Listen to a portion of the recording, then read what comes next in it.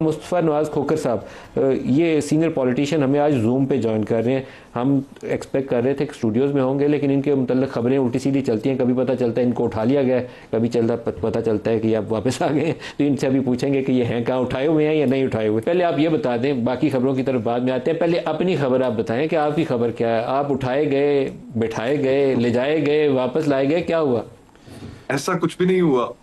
आज मैं स्टूडियो जरूर आता, लेकिन वो अपोजिशन की एपीसी थी जो हुकूमत ने अपने जो एग्रीड मुकाम था जिसमें हमने बुकिंग कर रखी थी, तो वो उसमें नहीं होने दी। वो हमारी जो बुकिंग्स थी वो कैंसिल करा दी गई और फिर हमें जो एपीसी है वो किसी और जगह पे मेरी रिहाइशगाह पे शिफ्ट करनी पड़ी।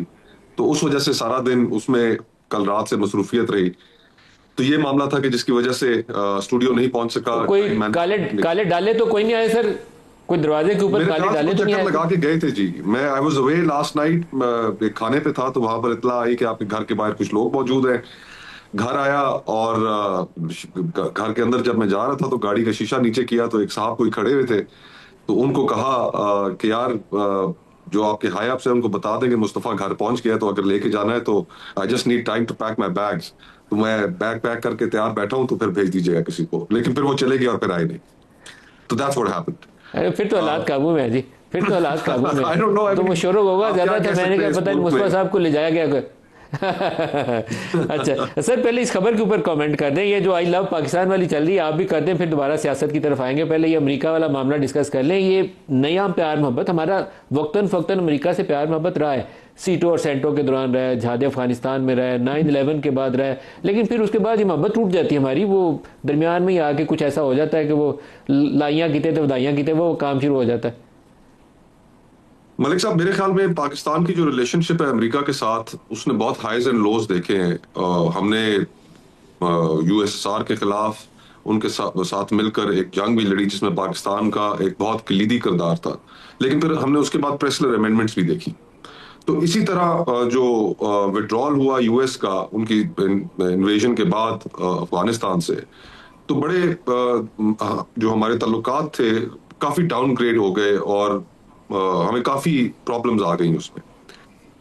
अब जहां तक ट्रंप साहब का ताल्लुक है, तो मेरे ख्याल में वो पर्सनलाइज्ड रिलेशनशिप्स में बिलीव करते हैं। आज स्टेट डिपार्टमेंट जो हमेशा से दुनिया के साथ और पाकिस्तान के साथ एंगेज रहा है, आज फॉरेन पॉलिसी में अमेरिका की, ट्रंप की फॉरेन पॉलिसी में स्टेट डिपार्टमेंट का इतना किरदार नहीं। और वो अपनी पर्सनल रिलेशनशिप्स के ऊपर ज्यादा फॉरेन पॉलिसी चला रहे हैं।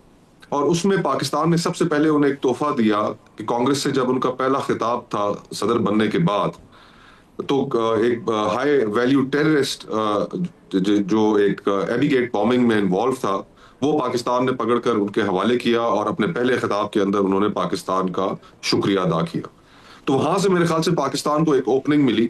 और फिर जब ये इंडिया पाकिस्तान मामला, जाहिर बात है, बहुत संजीदा हो गया, दोनों ममालिक, न्यूक्लियर ममालिक आपस में उलझ गए, तो उन्होंने जो रोल प्ले किया, वो हम उस रोल को तस्लीम भी करते हैं। दुनिया के और भी बहुत से ममालिक तस्लीम करते हैं। लेकिन कंटिन्यूसली एक बात जो देखने में आ रही है कि मूडी उस रोल को तस्लीम करने से ना सिर्फ इनकारी हैं, बल्कि उन्होंने एक दो जगह पर प्रेसिडेंट ट्रंप को स्नब भी किया है। तो अब एक ऐसे शख्स को जो अपनी फॉरेन पॉलिसी अपनी स्टेट डिपार्टमेंट के अलावा चलाता है, अपने लाइक्स और डिसलाइक पे चलाता है, तो उसके साथ ऐसा रवैया रखना, फिर वो आएगा इस तरह के आदमी को। एक मीटिंग थी गालिबन G7 की इन कनाडा, जिसमें ट्रंप ने रिक्वेस्ट की मूडी को कि आप आए और वापसी पे अमेरिका रुकते जाएं। लेकिन मूडी वहां पर नहीं रुका और उन्हें स्नब करके वापस इंडिया निकल गया। और जो कंटिन्यूसली ट्रंप साहब का बयानिया है कि मैं दो न्यूक्लियर ममालिक के अंदर सुलह कराई, तो उनकी जो खामोशी है और उससे इनकार मूडी साहब का, वो उनको काफी इरिटेट किए जा रहा है।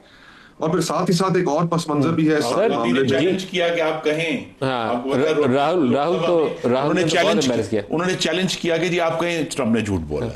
सर G7 से वापसी के ऊपर मोदी वाशिंगटन रुक ही नहीं था सकता। G7 से वापसी के ऊपर जब ट्रंप वाशिंगटन पहुंचे तो वो फील्ड मार्शल आसिम मुनीर के साथ वन ऑन वन लंच के लिए बैठे हुए थे, तो उसमें तो मोदी की और सुबकी हो जाती, तो मोदी तो वहां रुक ही नहीं था सकता ना, उसके तो फरार का रास्ता चाहिए था उसे। इस वक्त इंडियन जो अपोजिशन है वो मोदी को कट टू साइज करने में बहुत एक्टिव है, और शायद किसी को भी और कुछ करने की जरूरत नहीं है। राहुल गांधी वो हिसाब किताब रोजाना की बुनियाद के ऊपर उससे चुकता कर रहे हैं, और कोई जवाब है ही नहीं है। बीजेपी किसी एक सवाल का जवाब नहीं दे सकती। वो पूछते हैं 5 जहाज गिराए, बताओ कितने गिरे, तो वो कहते हैं नेशनल सिक्योरिटी का मामला नहीं बताएंगे।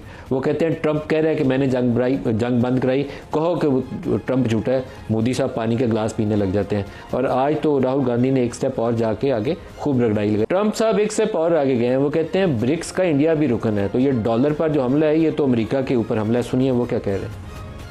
We're negotiating right now, and it's also BRICS. You know, they have BRICS, which is basically a group of countries that are anti the United States, and India is a member of that. It's an attack on the dollar, and we're not going to let anybody attack the dollar. So it's partially BRICS, and it's partially the trade. We had a tremendous deficit. So Prime Minister Modi is a friend of mine, but they don't do very much business in terms of business with us. They sell a lot to us, but we don't buy from them. You know why? Because the tariff is so high. They have one of the highest tariffs in the world. Now they're willing to cut it very substantially, but we'll see what happens. We're talking to India now. We'll see what happens. It doesn't matter too much whether we have a deal or whether...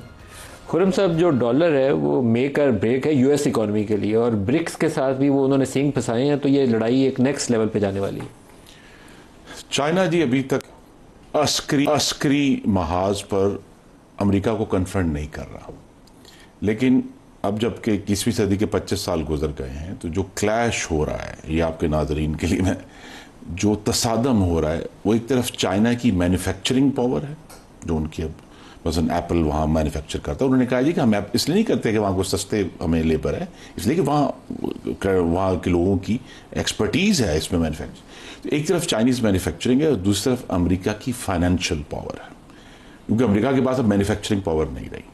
अब जो है, जो financial power है, वो America के लिए एक बहुत ही हसास और नाजुक मामला बन गया, जिसका सदर ट्रंप ने इजहार भी किया है कि डॉलर की जो डोमिनेशन है, या पूरी दुनिया में जो तेल डॉलर में बिकता है, जो एक्सचेंज होता है, अगर वो डोमिनेशन चैलेंज होती है, तो फिर अमेरिका की इकोनॉमी भी और अमेरिका की पूरी दुनिया में जो ताकत है उसमें बहुत ज़्यादा कमी आएगी। आज भी, और इस पर अब किताबें लिखी जा रही हैं आजकल के दौर में, कि अभी भी जो है मुख्तलिफ ममालिक में अमेरिका अपना फाइनेंशियल पावर इस्तेमाल करता है कि जी हम आपकी बैंक की ट्रांजैक्शंस रोक देंगे अगर आपने ये काम ना किया, या टर्की वो कहता है कि अगर यहाँ से रशिया के जहाज़ गुजरे तो हम आपके ऊपर सैंक्शंस लगा देंगे।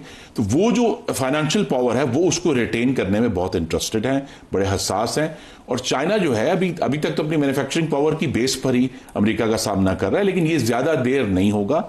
और इसीलिए हिंदुस्तान का जब इसमें जिक्र आया, हिंदुस्तान अब ये डबल साइड गेम नहीं खेल सकता।